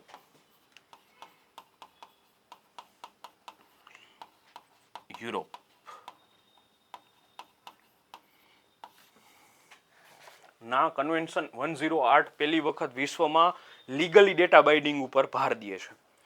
ઇન્ડિયા ઇનહેઝ the digital personal data protection act in 2023, right. એની અંતર્ગત છે ને આ જે કન્વેન્શન 108 છે ને એની અંતર્ગત છે ને મોસ્ટલી 3 વ્યક્તિઓ હોય.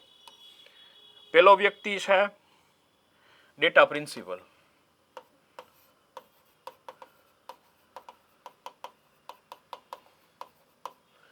બીજો વ્યક્તિ છે ડેટા ફિડ્યુસરી અને થર્ડ વન છે કોન્સેન્ટ. ડેટા પ્રિન્સિપલ એટલે કોના? જેના ડેટા છે ને એને શું કહેવામાં આવે છે? Data principal. જે કંપની ડેટા કલેક્ટ કરે છે એને શું કહેવામાં આવે છે? ડેટા ફ્યુડિશરી. અને થર્ડ વન કોણ છે? કોન્સેન્ટ. રાઈટ, તમે જે સહમતિ આપો છો ને એ. ઓકે, 2023માં છે ને સહમતિ કેવી કરી નાખી? અનિવાર્ય કરી નાખી. પણ ઇસ્યુ એવા કે સહમતિ પાછી લેવી એ ઇસ્યુ ઊભા થતા હતા. તો 2025માં એમાં શું કરવામાં આવ્યું? એમેન્ડ કરવામાં આવ્યું કે ભાઈ તમે સહમતિ એક વખત આપી દીધી તો સહમતિ પાછી લઈ પણ શકો. ને ડિજિટલમાં ખાસ કરીને તમારા ડેટા, તમારા ફોટોઝ, તમારા વિડીયો તમે અપલોડ કરી શકો છો ને તો તમારા સાવ મિટાવી પણ શકો છો. તમે શું લાગે છે? મેં આગળ એક ફોટો કેપ્ચર કર્યો, રાઈટ, ગૂગલ ડ્રાઈવમાં એડ કરી દીધો. ઓકે, પછી મેં એ ફોટો ડિલીટ કરી નાખ્યો ગૂગલ ડ્રાઈવમાંથી. તો શું એ ફોટો હકીકતે ડિલીટ થઈ જાય છે? નહીં, આપણી સાઈડથી ડિલીટ થાય છે, સામેવાળી સાઈડથી ડિલીટ થતો નથી. ક્યાંથી થાય છે? ડેટા પ્રિન્સિપલમાંથી એડ ડિલીટ થઈ જાય છે, પણ ડેટા ફ્યુડિશરી દ્વારા ડિલીટ થતો નથી. ઓકે, તો 2025 વાળાએ એમ કીધું છે કે ડેટા રિમૂવ, કે સાવ ડેટા કેવો થઈ જવો જોઈએ? બધી જગ્યાએથી રિમૂવ થઈ જવો જોઈએ. ડેટા કોઈ સ્ટોર કરી શકે નહીં. મેં એક વખત કન્સેન્ટ આપી દીધું, મેં સહમતિ આપી દીધી તો સહમતિ પાછી લેવાની પણ છે મારામાં શક્તિ હોવી જોઈએ. કે ભાઈ કોઈ એમ કહે ગૂગલવાળા કે આ સર્વિસ તમારે યુઝ કરવી હોય તો તમારે એટલી શરતો પૂરી કરવી જોઈએ, ટર્મ એન્ડ કન્ડિશન. રાઈટ, મારે નથી કરવી તો હું ના પાડી શકું. રાઈટ, ને એક વખત મેં હા પાડી, મને એવું લાગે છે કે આમાં મારા ડેટા પ્રાઇવસી નથી રહેતા તો હું કન્સેન્ટને પાછી પણ લઈ શકું. રાઈટ, આ ડેટા પ્રાઇવસી એક 2025ની મુખ્ય બાબતો છે. ઓકે, આપણે યુઝ કરીએ છીએ પણ આપણે આઈડિયા નથી. જેમ કે ટ્રુ કોલરથી માંડીને જેટલા છે ને એ બધા તમારા ડેટાને છે ને સ્ટોરેજ કરે છે. Data protection board of India observe compliance and enforcement. Right, ભારતમાં ડેટા પ્રાઇવસીનું રક્ષણ કરવા વાળો કોણ છે? Data protection board. ને કયાંથી પોતાનો પાવર ડિરાઇવ્ડ કરે છે? Digital personal data protection act in 2023માંથી પોતાનો પાવર ડિરાઇવ્ડ કરે છે. વોસ warrior honoured for grassroot water leadership. વોસ એટલે વોટર, સેનિટાઇઝેશન, સેનિટરી ને પછી હાઇજીન. ફૂલ ફોર્મ છે water, sanitization and hygiene. Warrior honoured for grassroot water leadership. આ બધા કેવા છે? જે સાવ નીચેના તબક્કામાં આ ત્રણ બાબતો ઉપર કામ કરી રહ્યા છે. એના માટે હોનર્ડ કરવામાં આવ્યા છે. જલ Jeevan mission M for Har Ghar Jal through a functional household tap connection. Right, પહેલા ઇસ્યુ એ હતો પાણી હોવું જોઈએ, પછી ઇસ્યુ આવ્યો કે બધાની ઘરે નળમાં પાણી હોવું જોઈએ. હવે આગળ જતા એક નવું વિઝન આવ્યું, પાણી તો આવવું જોઈએ પણ કેવું આવવું જોઈએ? ફિલ્ટર્ડ આવવું જોઈએ, દૂષિત નહીં. એના ઉપર ધ્યાન કોણ કરે છે? જલ જીવન મિશન. આની પહેલા આપણે થઈ ગઈ છે આના ઉપર વિસ્તૃત ચર્ચા. સ્વચ્છ સુજલ ગાંવ combine Har Ghar Jal certification with ODF plus status. ODF plus એટલે ઓપન ડેટ ઇરિગેશન. રાઈટ, ખુલ્લામાં શૌચ. રાઈટ, ત્રણ યોજનાને શું કરી દીધું? કમ્બાઇન કરી દીધું. કેમ કે એકાબીજા ઉપર શું છે? ક્યાંક ને ક્યાંક ઇન્ટરલિંક થાય છે. સ્વચ્છ સુજલા ગાંવ. રાઈટ, સ્વચ્છ સુજલા ગાંવ. ગાંવને કેવું હોવું જોઈએ? સ્વચ્છ હોવું જોઈએ. એને પાછું એડ કરી દીધું હર ઘર જલ સર્ટિફિકેશન. બધી ઘરે શું આવવું જોઈએ? પાણી આવવું જોઈએ. અને ખુલ્લામાં ડેટિફિકેશન ફ્રી હોવું જોઈએ. Okay, Janbhagidari ambition community participation in governance. Janbhagidari કેના ઉપર ઉભે છે? જનભાગીદારી એટલે શું થાય? એવી સ્કીમ કે જેમાં માત્ર ને માત્ર ગવર્મેન્ટના સાઈડથી એફર્ટ ના હોય, સામે ક્યાં હોવા જોઈએ? નાગરિક દ્વારા પણ એફર્ટ થવા જોઈએ. ગવર્મેન્ટ ગમે એવડું ઇમ્પ્લિમેશન કરે, જેમ કે આ ઓપન ડેફિનેશન ફ્રી મુવમેન્ટ છે, ખુલ્લામાં શૌચ કરવા મુક્ત ભારત, રાઈટ, એ અભિયાન છે. સરકાર ગમે એવડા ટોયલેટ બનાવીને આપે પણ લોકો ઈ ટોયલેટનો યુઝ ના કરે તો સરકાર કોઈ દિવસ પોતાના લક્ષ્યોને પ્રાપ્તિ કરી શકે નહીં. તો આ જનભાગીદારી અભિયાન ચાલુ કરવામાં આવ્યું કે ભાઈ સરકાર એફર્ટ કરે છે તો થોડોક એફર્ટ તમે કરો. ઓકે, તમે થોડોક એફર્ટ કરો તો સરકારે થોડાક એફર્ટ કરે. જેમ Jal Jeevan mission has significant gender implement by reducing time poverty for woman. ખાસ પહેલાના સમયમાં સ્ત્રીઓનું પહેલું કામ સવારમાં ઉઠીને શું કરવાનું? માથે ઘડા લેવાના, પાદરે જવાનું, ત્યાંથી નદીએથી વાવમાંથી પાણી હીંચવાનું, ઉપાડીને પાછું આવી જવાનું. બપોરે ફ્રી થાય, પાણી ભરો, જાઓ. રાઈટ, પાણી ઘરમાં સૌથી વધારે યુઝ થાય છે. તો જે જલજીવન મિશને ખાસ કરીને સ્ત્રીઓમાં શું કર્યું છે, જેન્ડર ઇક્વાલિટીનો બોધ કરાવ્યો છે. રાઈટ, જસ્ટ વિચારી લ્યો, આપણે સિટીમાં રહીએ છીએ, આજથી કોઈ ગામડે રહીએ છીએ અને 10 વર્ષ પહેલાં જ્યાં ઘરે પાણી નહોતું આવતું એ બધા શું કરતા હતા, પાદરેથી પાણી હિંચી લે, ઉપાડે માથે ને લઈને જાય. કોઈ જણ ડોઈલ લઈને ના જતો. રાઈટ, મેલ પર્સન પાણીની કોઈ વાસણ લઈને ના જાય. કોણ કામ કરતું? સ્ત્રીઓ. તો આ એક આ મિશન આવી ગયો તો સ્ત્રીઓનું મિનિમમ, હું મિનિમમ કહું છું, દિવસની 2 કલાક બચી. રાઈટ, આગળ નેશનલ એવોર્ડ ટુ હોનર અ મોડલ યુથ ગ્રામ સભા winner. Right, model youth gram સભા આની પહેલા આપણે વિસ્તૃત ચર્ચા થઈ ગઈ છે, તો એક વખત જોઈ લઈએ. The 73rd constitutional amendment provide constitutional status of panchayati raj institute. Right, 73મો બંધારણીય સુધારો. Model youth gram sabha promote civic education among the school student. Jawaharlal Navodaya Vidyalaya are centrally founded residential school.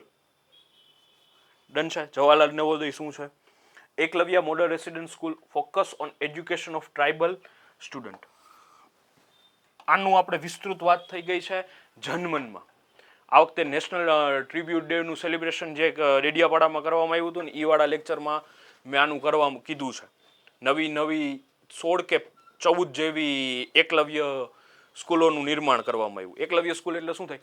આદિવાસી જે લોકો છે એ પોતાના બાળકોને ત્યાં હોસ્ટેલમાં પ્લસ સ્કૂલ બંને પ્રોવાઈડ કરવામાં આવે, જેનાથી શું થાય? એમાં સાક્ષરતા દરમાં વૃદ્ધિ થાય. પીવીટીજી યાદ કરો, જેમાં મેં કીધું હતું સીધી આદિ જનજાતિ જે શું રાખે છે, સૌથી વધારે સાક્ષરતા દર ધરાવે છે, ને એની મુલાકાત કોણે કરી હતી? આપણા પ્રેસિડેન્ટે. રિકોલ થાય છે ને? મોડલ યુથ ગ્રામ સભા એટલે સાદું ને simple.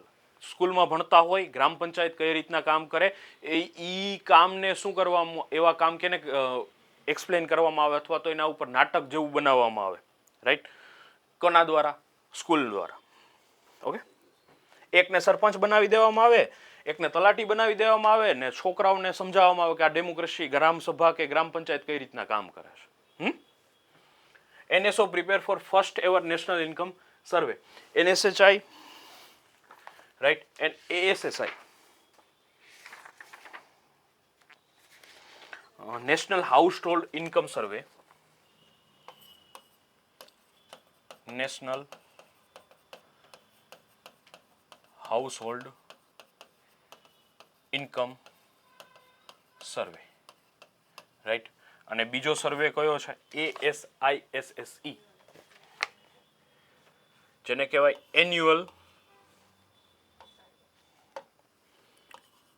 Annual survey of incorporated service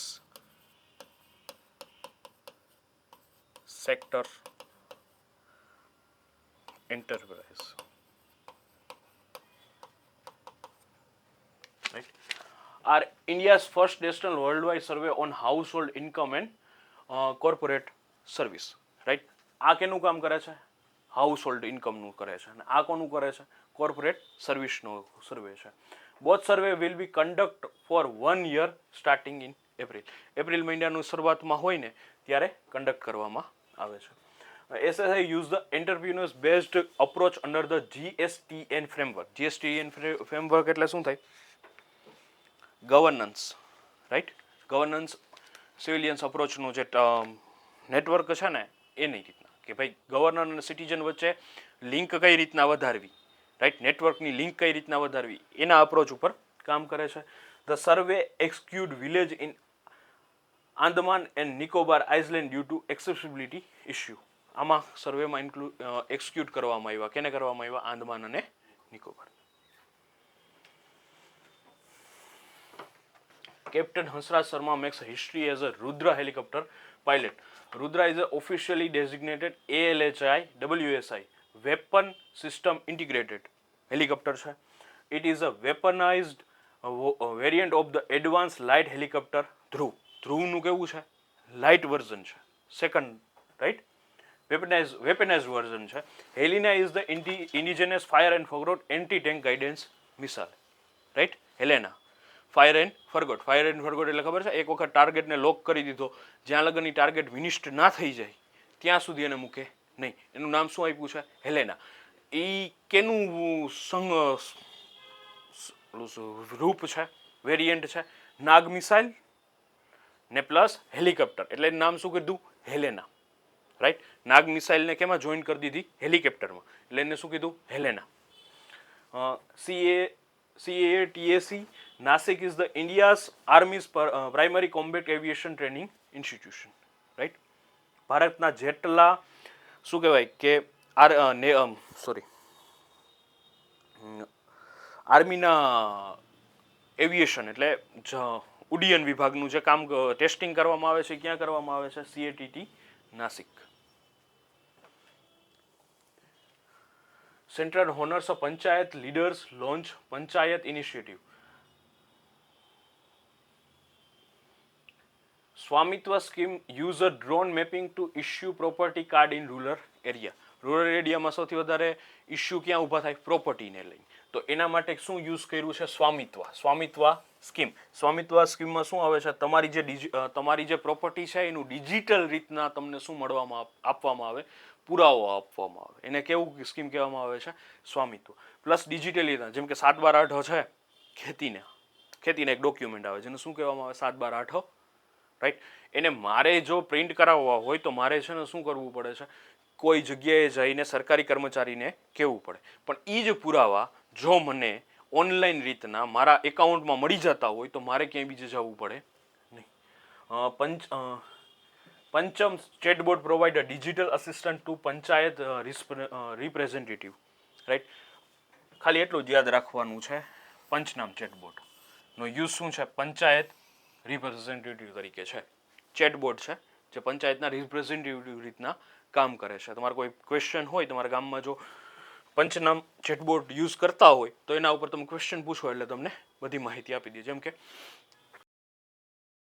મારે આવકનો દાખલો કઢાવવો છે તો એની પ્રોસેસ શું છે? આ ચેટબોટને પૂછો તો તમને આન્સર આપી દે.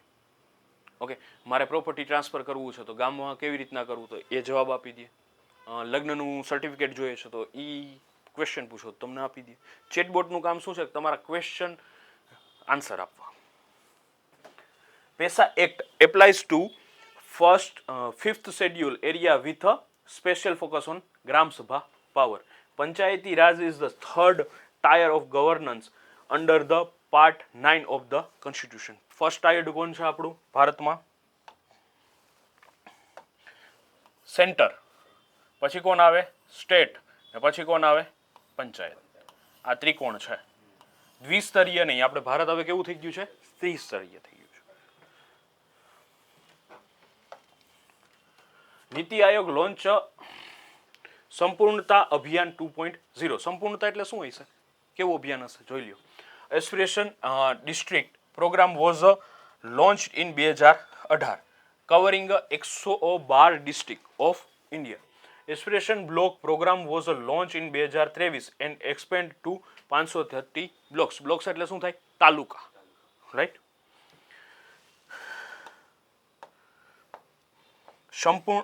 સંપૂર્ણતા અભિયાન 2.0 is a 3-month statutory focus on campaign. જેમાં શું કી ફેક્ટર કેના ઉપર આપવામાં આવે છે? Health, nutritions, education and animal husbandry. પહેલા શું હતું? ડિસ્ટ્રિક્ટ ઉપર ફોકસ કરવામાં આવતા. એને શું કીધું? સંપૂર્ણ અભિયાન 1.0. હવે આને કેના ઉપર કીધું છે? બ્લોક લેવલ ઉપર. તો બ્લોક લેવલ ઉપર કેટલા? પહેલામાં જો ડિસ્ટ્રિક્ટ ઉપર હોય તો ડિસ્ટ્રિક્ટમાં health, nutrition, education and animal હસબન્ડરીના ડેવલપ માટે કામ કરવામાં આવ્યું હતું. જ્યારે સંપૂર્ણ 2માં કેના લેવલ ઉપર કામ કરવામાં આવ્યું? બ્લોક લેવલ ઉપર. હવે સંપૂર્ણ 3 લોન્ચ થશે, રાઈટ? થોડાક ટાઈમ પછી, વર્ષ 2 વર્ષ પછી અથવા તો 10 વર્ષ પછી. કેમ કે પહેલા આપણે જોયું કે 2018માં લોન્ચ થયું હતું, આ 2023માં લોન્ચ થયું હતું. ટાઈમ કેટલો લીધો? 5 વર્ષનો. હવે આપણે વિચારીએ કે હજી 5 વર્ષ પછી સંપૂર્ણ 3 લોન્ચ કરવામાં આવશે. જે કેના સેન્ટરમાં રાખવામાં આવશે? ગામડાઓને ધ્યાનમાં લેવામાં આવશે, right?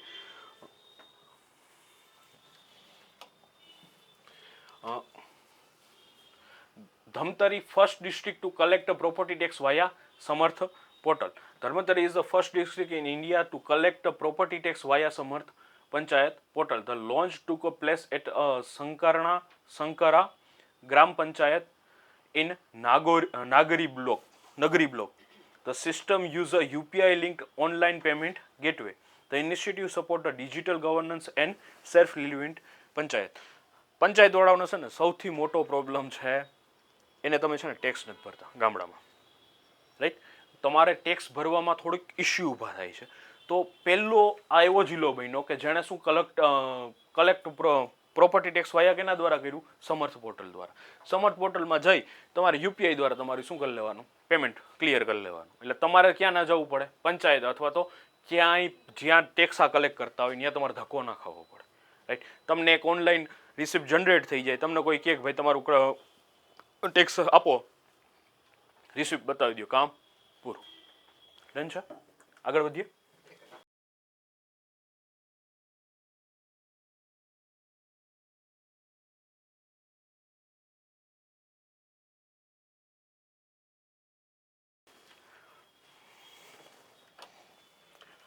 India ranks second in global consumer confidence January 2026 માં. India ranked second globally in consumer confidence in January 2026. The LSEG IPSO PCI score for India stood at 60.7. Indonesia topped the index with a score of 62.6.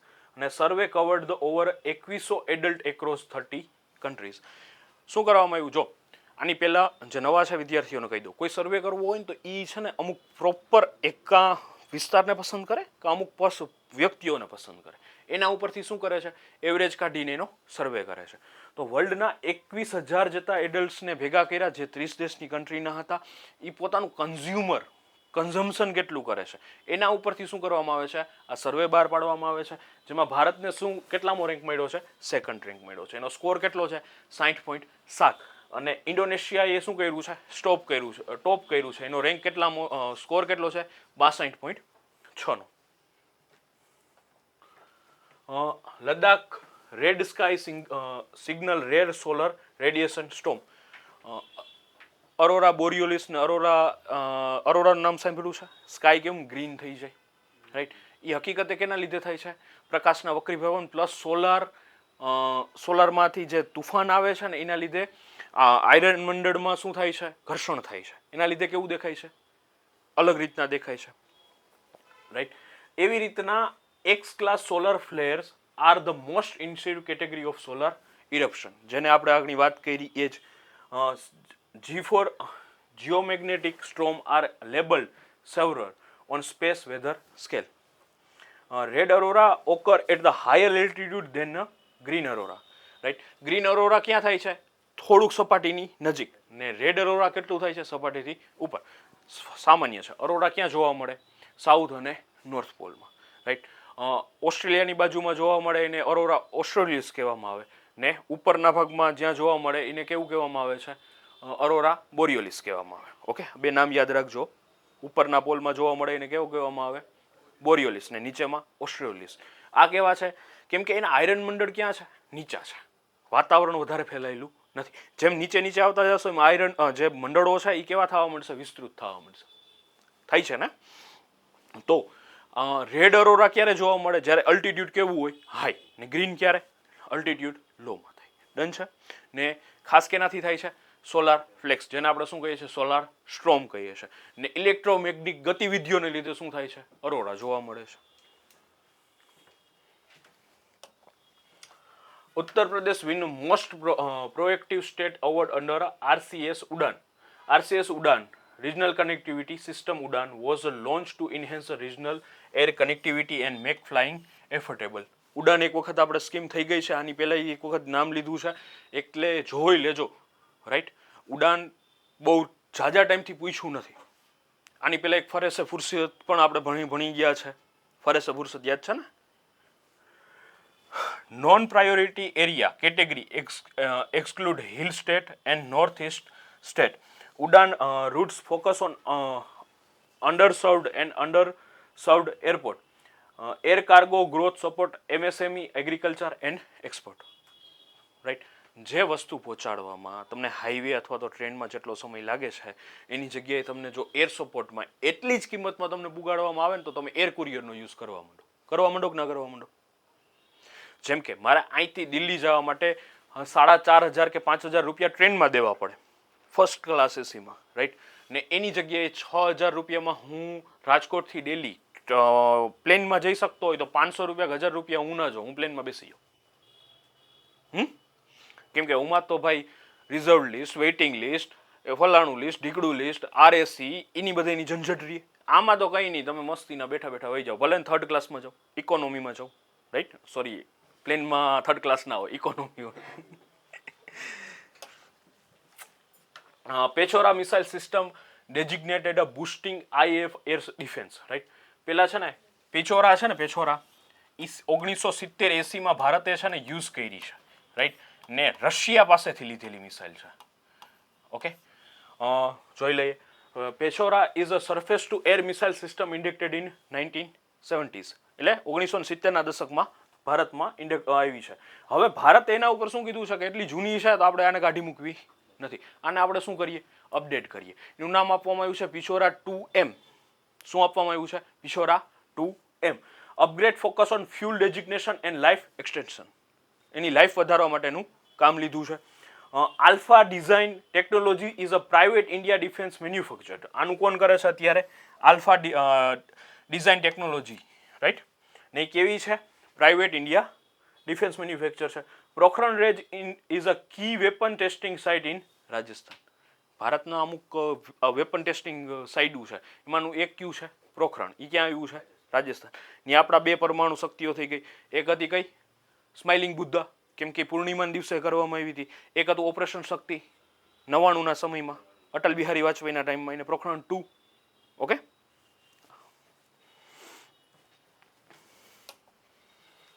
Gujarat launch મુખ્યમંત્રી ગ્રામોત્થાન યોજના. ગાંધીજીની વિચારધારા. ગુજરાત કોઈ દિવસ મૂકશે નહીં. ગાંધીજી એવું માનતા હતા ગામનો ઉદ્ધાર થશે ને તો દેશનો ઉદ્ધાર થશે. ઓકે, તો એ વિચારધારાને ફોકસ થઈને પ્રધાનમંત્રી ગ્રામોત્થાન યોજના જાહેર કરવામાં આવી છે, જે કેના ઉપર ફોકસ કરે છે? રૂરલ ડેવલપમેન્ટ ઇનિશિયેટિવ છે. કેના? ગામડાના ડેવલપમેન્ટ ઉપર ભાર આપવામાં આવે છે. The first phase cover the taluka headquarter village. Taluka headquarter village એટલે શું થાય? જેમ કે રાજકોટ તાલુકો છે, રાજકોટ જિલ્લો છે, તાલુકો છે. ઓકે, રાજકોટ જિલ્લો છે તો એનું હેડક્વાર્ટર કયું? એ. અથવા તો તાલુકો છે તો તાલુકામાં હેડક્વાર્ટર કયું? એ. એના ઉપર પહેલા શું કરવામાં આવશે? શરૂઆત કરવામાં આવશે. પછી એનાથી નીચેનું સિટી, એનાથી નીચેનું, ધીરે ધીરે ક્યાં પહોંચવામાં આવશે? ગામડાઓને કવર કરવામાં આવશે. Key feature include roads, drainage, solar lighting and gram service. Okay, આ બધી વસ્તુ તમારા ગામડામાં આવી જાય તો વિચારો તમારું ગામ કેવડું થઈ જાય. યુરોપમાં ના જવું પડે હો. તમારા ગામમાં સારા રોડ આવી જાય, સારી ડ્રેનેજ આવી જાય. જેમ કે તમે બાઇક લઈને નીકળો તો સામેથી ઓલો પાણીનો ધોધ આવતો હોય એની જગ્યાએ તમને ચોખ્ખા રસ્તા મળવા માંડે, રાઈટ. તો તમારું ગામ કોઈ મૂકે નહીં, રાઈટ. પ્લસ રાતે તમારે સ્ટ્રીટ લાઇટ, સોલર લાઇટ જેને કહેવામાં આવે, અને ગ્રામ સર્વિસ. પહેલાં તો સરપંચ પાસે જવું માથાકૂટનું કામ, પંચાયતે જાઓ એટલે લોહી પીવે, પછી આપણા તલાટી સાહેબ હાજર હોય કે ના હોય એના ટાઈમે આપણે જવું પડે. એ બધા કામ તમારે બેઠા બેઠા નેટમાં થઈ જાય તો ઇઝીલી થાય ને, ઇન્ટરનેટ દ્વારા. Gram panchayat infrastructure is a focus area of the scheme. ગામમાં જો હવે ધીરે ધીરે હર ગામ પોતાનું ફિલ્ટર બનાવવા માંડ્યા છે, રાઈટ. હર ગામમાં શું આવવા માંડ્યા છે? દવાખાના આવવા માંડ્યા છે. માનવના નહીં હો, પશુઓના પણ દવાખાના આવી ગયા છે, રાઈટ. આપણી સ્કૂલ, હાયર સેકન્ડરી સ્કૂલ, આ બધું કવરઅપ કરવા માંડ્યા છે. ધીરે ધીરે શું થઈ રહ્યું છે? આનું આગળ વધી રહ્યા છે. તો આ ઇન્ફ્રાસ્ટ્રક્ચર ક્યાં કરવાની જરૂર છે? ગામડેથી. ડન છે. તો હવે આપણું જાન્યુઆરીની સફર અહીં પૂરી થાય છે. નેક્સ્ટ લેક્ચરમાં આપણે ફેબ્રુઆરીથી સ્ટાર્ટ કરશું. બજેટ એવી રીતના ભણાવવામાં આવશે કે જે રીતના અમુક સ્કીમો આવતી જશે ને એમ બજેટ હું તમને શું કરતો જઈશ? ઇન્વોલ્વ કરતો જઈશ. સ્પેશિયલ બજેટનો લેક્ચર નહીં લઉં. ઓકે, ડન છે? કોઈ ઇશ્યુ નથી ને? ઠીક છે, ચાલો. જો તમને આ વિડીયો ગમ્યો હોય તો please like, share and subscribe.